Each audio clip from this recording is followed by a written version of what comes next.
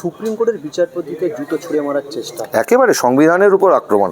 এ শুধু মাননীয় প্রধান বিচারপতির উপর আক্রমণ নয়, জননায়ক রাহুল গান্ধী বলেছেন, মল্লিকার্জুন খার্গেজি বলেছেন, এটা সংবিধানের উপর আক্রমণ। আমরা খুব খুব তীব্রভাবে এর নিন্দা করি, প্রতিবাদ করি, কন্ডেম করি সমস্ত ব্যাপারটাকে। সোশ্যাল মিডিয়ায় অসংখ্য মানুষ আবার তার সঙ্গে সাপোর্ট করে পোস্ট করছেন যে ঠিক করেছেন। দেখুন, কারা সাপোর্ট করছেন, কারা সাপোর্ট করছেন না, তার উপর কালোটা কালো, সাদাটা সাদা, এটা বদলে যেতে পারে না। সাদাটা সাদাই হতে পারে, সাদাটা সাদাই, সাদাটা কালো হয়ে যাবে না। যদি 2000 জন পোস্ট করেন তাহলে সাদাটা কালো হয়ে যায় না। আবার বলছি, সংবিধানকে বাঁচানোর লড়াই লড়ছি আমরা। প্রধান বিচারপতির ওপরে যে আক্রমণ, সে আক্রমণ আসলে সংবিধানের যে বেসিক ইনফ্রাস্ট্রাকচার তার উপরে আক্রমণ বলে আমরা মনে করি। দেশের বিচার ব্যবস্থার যে কাঠামো তার উপরে আক্রমণ বলে আমরা মনে করি। মুখ্যমন্ত্রী প্রধানমন্ত্রী বলছেন যে সেমলে থাকবেন মির্জাফরের মতো কাজ করতে পারে অমিত শাহ।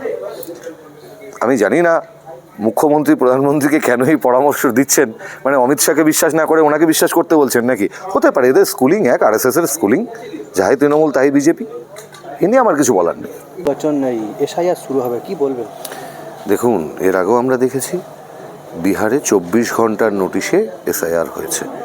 আমাদের কাছে খুব খোলাখুলি কথা, আমাদের নেতৃত্ব, সর্বভারতীয় নেতৃত্ব, আজকেও আমাদের এখানকার নেতৃত্ব, আমরা সবাই জানিয়েছি আমরা এসআইআরের বিরুদ্ধে নয়, কিন্তু রাজনৈতিক উদ্দেশ্য প্রণোদিত যদি এসআইআর প্রযুক্ত হয় তার প্রতিবাদে কিন্তু কংগ্রেস কোমর বেঁধে মানুষকে সঙ্গে নিয়ে লড়াইয়ে নামবে। আমাদের প্রথম কথা, এসআইআর যদি লাগু করার প্রক্রিয়া এই রাজ্যে চালু করা হয় তার আগে সর্বদলীয় একটি সভা ডাকতে হবে নির্বাচন কমিশনকে।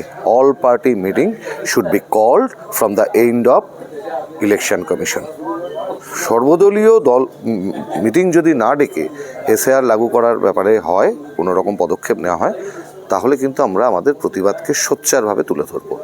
আর ভোট চুরির বিরুদ্ধে জননায়ক রাহুল গান্ধী যে প্রশ্নগুলি করেছিলেন, আমরা জানি রাহুলজি বলেছেন হাইড্রোজেন বোমা খুব তাড়াতাড়ি ফাটাতে চলেছেন, এবং নির্বাচন কমিশনকে আমরা 7 দিন সময় দিয়েছিলাম যে কেন কর্ণাটকের সিআইডি তারা যে তথ্যগুলো চেয়েছিল আপনারা তাকে দেননি, সে প্রশ্নের উত্তর কিন্তু আজ পর্যন্ত নির্বাচন কমিশন দিতে পারেনি।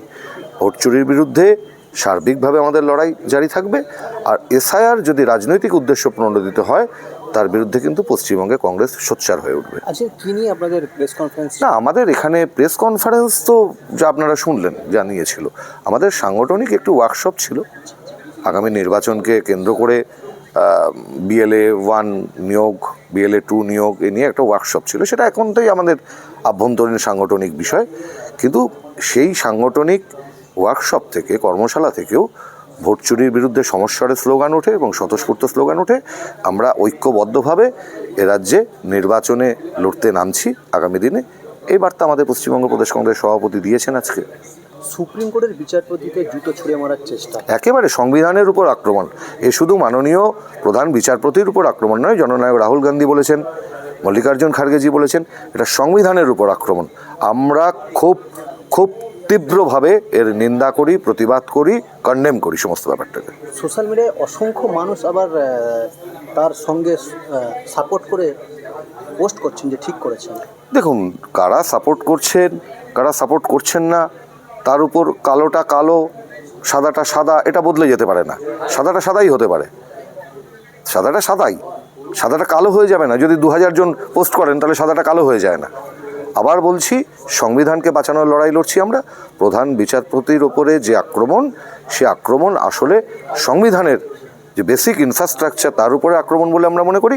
দেশের বিচার ব্যবস্থার যে কাঠামো তার উপরে আক্রমণ বলে আমরা মনে করি। মুখ্যমন্ত্রী প্রধানমন্ত্রী বলছেন যে সেমলে থাকবেন মির্জাফরের মতো কাজ করতে পারে অমিত শাহ। আমি জানি না মুখ্যমন্ত্রী প্রধানমন্ত্রীকে কেন এই পরামর্শ দিচ্ছেন, মানে অমিত শাহকে বিশ্বাস না করে ওনাকে বিশ্বাস করতে বলছেন নাকি? হতে পারে, এদের স্কুলিং এক, আরএসএসের স্কুলিং, যাই তৃণমূল তাই বিজেপি, এ নিয়ে আমার কিছু বলার নেই। বর্তমানে উত্তরবঙ্গে যে ঘটনা ঘটছে, কি বলবেন?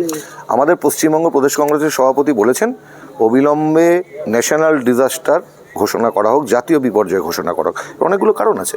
জাতীয় বিপর্যয় যদি ঘোষণা করা হয় তাহলে একটা প্যাকেজ আসবে, অনেক আর্থিক সাহায্য আসবে, সামগ্রিকভাবে যারা ক্ষতিগ্রস্ত হয়েছেন তাদের পাশে গিয়ে দাঁড়ানো যাবে। অবিলম্বে ন্যাশনাল ডিজাস্টার ঘোষণা করার কথা আমাদের প্রদেশ কংগ্রেস সভাপতি বলেছেন। এ রাজ্যে যারা বিজেপির এত বড় বড় কেন্দ্রীয় মন্ত্রী রয়েছেন, নেতা রয়েছেন, এমপি রয়েছেন, তারা কেন ন্যাশনাল ডিজাস্টারের কথা বলছেন না আমাদের জানা নেই। আর প্রধানমন্ত্রী আর মুখ্যমন্ত্রী নিজেদের মধ্যে বাকযুদ্ধে জড়িয়ে পড়ছেন, আর সাধারণ মানুষগুলো মরছে, তাদের নিয়ে কোনো আলোচনা নেই। বিজেপি বিধায়ক এবং বিজেপি সাংসদরা যে মার খাচ্ছে এই বিষয়ে একদিকে সাংসদ আক্রান্ত, আবার অন্যদিকে ত্রিপুরায় তৃণমূলের পার্টি অফিস ভাঙা। দেখুন, একেবারে আইন শৃঙ্খলা রাজ্যের ব্যাপার। সাংসদ বা বিধায়ক যে আক্রান্ত হচ্ছেন, শুনুন না, যারা আক্রান্ত হয়েছেন তাদের, যার উপর আক্রমণ যারা করেছেন এ রাজ্যে, তাদের খুঁজে বের করে তাদের প্রকৃত বিচার করা উচিত। ত্রিপুরাতেও যারা পার্টি অফিস ভেঙেছে, ত্রিপুরা রাজ্য সরকারের উচিত তাদের খুঁজে বের করে চিহ্নিত করে তাদের বিরুদ্ধে ব্যবস্থা গ্রহণ করার কথা। আসলে ঘটনাটা হচ্ছে বাইনারিটাকে সেট আপের ব্যাপার হচ্ছে।